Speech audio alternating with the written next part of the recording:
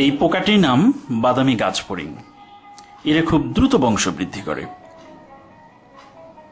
বাদামি গাছফড়িং দেখতে বাদামি বর্ণের হয়।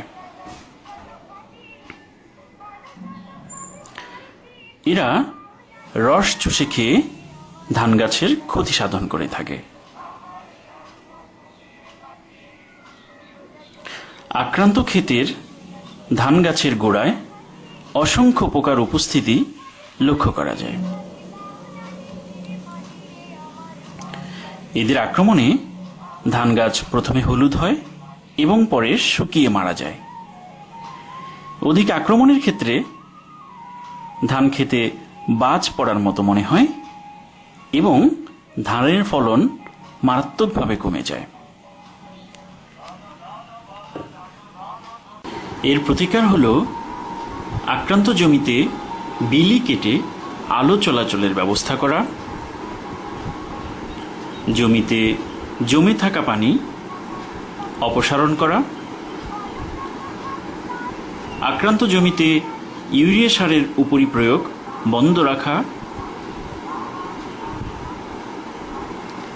শতকরা 50 গাছে 2 থেকে 4টি ডিমওয়ালা স্ত্রী পোকা অথবা প্রতি গোছায় 10টি বাচ্চা পোকা দেখা গেলে অনুমোদিত বালাইনাশক ব্যবহার করা, যেমন মিপসিন অথবা সফসিন 2.6 গ্রাম প্রতি লিটার হারে পানিতে মিশিয়ে গাছের গোড়ায় স্প্রে করা, অথবা ইমিডাক্লোপ্রিড গ্রুপের বালাইনাশক যেমন ইমিটাফ 0.25 মিলিলিটার প্রতি লিটার হারে, অথবা ইম্পেল 0.5 মিলিলিটার প্রতি লিটার হারে, অথবা ক্লোরপাইরিফস গ্রুপের বালাইনাশক যেমন ক্লাসিক 2 মিলিলিটার প্রতি লিটার হারে পানিতে মিশিয়ে গাছের গোড়ায় স্প্রে করা।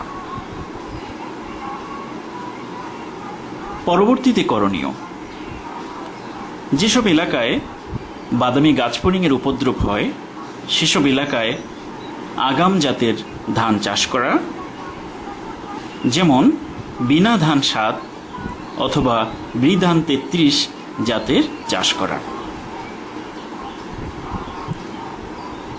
সঠিক দূরত্ব বজায় রেখে সারিতে চারা রোপণ করা,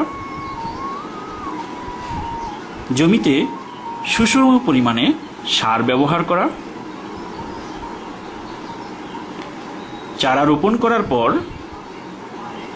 জমিতে গাছের ডাল বা কঞ্চি পুঁতে দেয়া অথবা পার্চিং করা, এবং ফসলের বালাই ব্যবস্থাপনায় সমন্বিত বালাই ব্যবস্থাপনা পদ্ধতি বা আইপিএম পদ্ধতি ব্যবহার করা। কৃষকের জানালা, আপনার ফসলের সমস্যার সমাধান এখানেই।